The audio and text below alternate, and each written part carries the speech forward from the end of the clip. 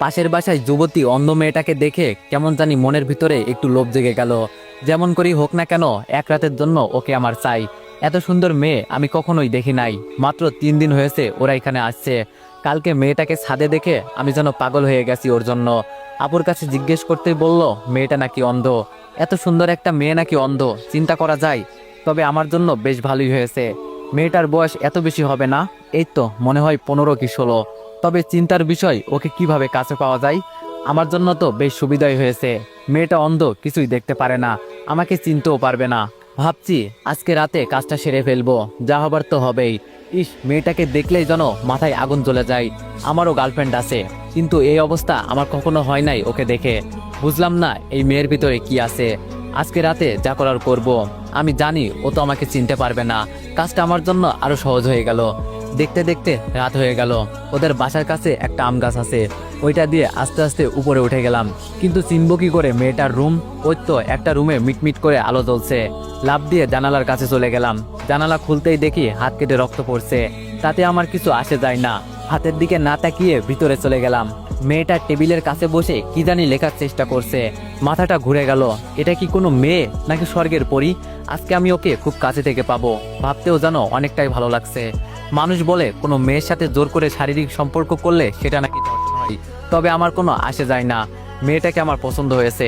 এখন যদি বলি ওকে এক রাতের জন্য আমার সাথে থাকতে, তখন সে কি রাজি হবে? কখনোই না। তাই আমার পথ আমাকেই অবলম্বন করতে হবে।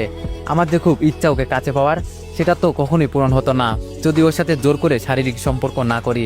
দরজার কাছে গিয়ে দরজাটা ভালো করে বন্ধ করলাম। ভিতর থেকে যদি গরুর মতো চিৎকার করলেও বাইরে কেউ শুনতে পারবে না। মেয়েটার পিছনে গিয়ে দাঁড়ালাম। ওর শরীর থেকে আলাদা একটা সুঘ্রাণ বেরোচ্ছে, যেটা আমাকে আরো পাগল করে দিচ্ছে। মেয়েটা পিছনে ফিরে বলল, কে কে এখানে? আরে এ তো দেখি সব টের পাই।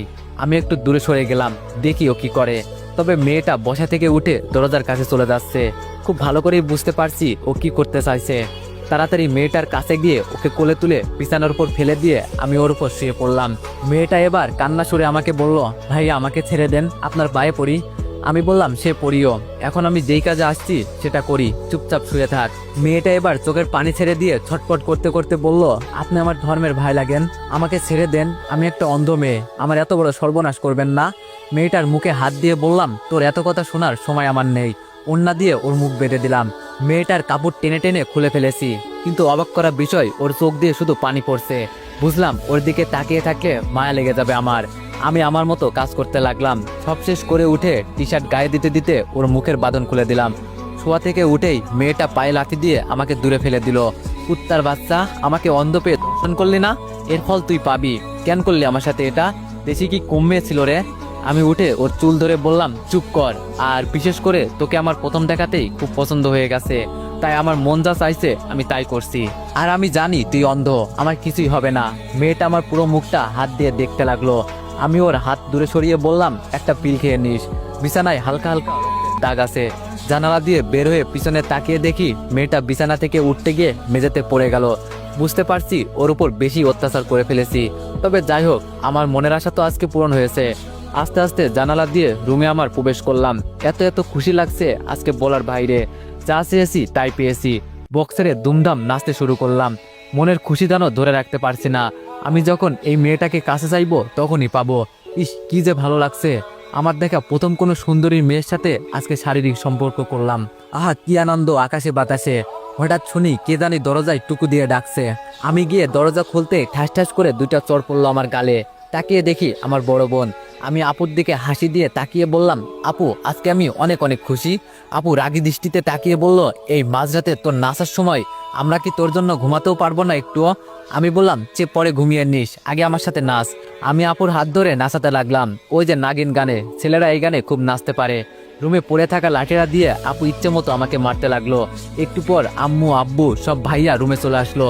আমি আম্মুর কাছে গিয়ে দাঁড়িয়ে বললাম, তোমার মেয়ে আমাকে মারছে, দেখছো আম্মু? আপু আমার দিকে তেড়ে এসে বলল, তোরে মারবো না তো কি আদর করব? জানো আম্মু তোমার ছেলে কি করেছে?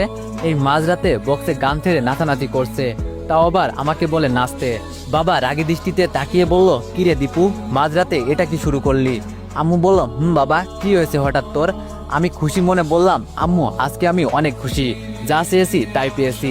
ভাইয়া আমার দিকে তাকিয়ে বলল, দেখ দীপু, এই মাঝরাতে আমরা কেউ তোর নাটক দেখতে আসি নাই, যা গিয়ে ঘুমা, এই খুশিতে আত্মরা হলে হবে না, সকালে এই খুশি প্রকাশ করিস। আমি আপুর দিকে তাকিয়ে বললাম, ডাইনি কথাকার, দেখে নিব তোরে। আপু বলল, তবে রে। আমি আম্মুর থেকে সরে গিয়ে বললাম, আয় দেখি সাহস থাকলে। বাবা ধমক দিয়ে বলল, এই তোরা যার যার রুমে যা, আর দীপু চুপচাপ ঘুমা গিয়ে। আমি মাথা নিচু করে বললাম, সবাই চলে গেলে শুধু আপু দাঁড়িয়ে আছে। আমি বললাম, আপু চল না একটু ড্যান্স করি। আপু চোখ লাল করে চলে গেল। যাক বাবা, কি এমন করে ফেলেছি আমি? দরজা লাগিয়ে বিছানায় শুয়ে আছি, তবে বারবার মেয়েটার মায়াবী দৃষ্টি আমার সামনে ভেসে উঠছে। আপনি আমার ধর্মের ভাই লাগেন, এই কথাটা সবসময় কানের কাছে বাজছে। আমি কি কোনো ভুল করেছি? আরে না না, আমি আবার কি ভুল করব? ও তো অন্ধ একটা মেয়ে, আমার আবার কি করবে? যখন মন চাইবে ওকে ব্যবহার করব। কিন্তু আমি তো এতটা খারাপ ছিলাম না। ওকে দেখার পর কেমন যেন ভিতরে হিংস্র পশুটা জেগে উঠেছে। সত্যি ওর মতো মেয়েই হয় না, আমারও তো গার্লফ্রেন্ড আছে, তবে ওকে দেখে এতটা কাছে টানে না। ওর সাথে কখনো এসব করি নাই, আজকে প্রথম এই মেয়ের সাথে। ওকে কালকে দেখার পর থেকে ভিতরে কেমন কেমন জানি চলছিল। মন চাইছে জানো মেয়েটার ভিতরে ঢুকে যাই। ইস কি সুন্দর মেয়ে, মাথায় এখনো আগুন জ্বলছে। হঠাৎ বাইরে কিসের জানি শব্দ হলো। দরজা খুলতেই পাশের বাসার চিৎকার চেঁচামেচির আওয়াজ শুনতে পারলাম। হয়তো জেনে গেছে যে ওর মেয়ের সাথে কেউ শারীরিক সম্পর্ক করেছে। তবে আমার কি, আমার কাজ আমি সেরে ফেলেছি। হঠাৎ পিছন থেকে আপু বলল, কি হয়েছে রে দীপু? এইসব কান্না চিৎকার চেঁচামেচির আওয়াজ কোথা থেকে আসছে? তো এভরিওয়ান, গল্পটি যদি ভালো লেগে থাকে তাহলে সবাই একটু বেশি বেশি কপি লিঙ্ক করে দিও, আর সবাই নেক্সট পার্টের জন্য একটু কমেন্ট করে দিও। ধন্যবাদ।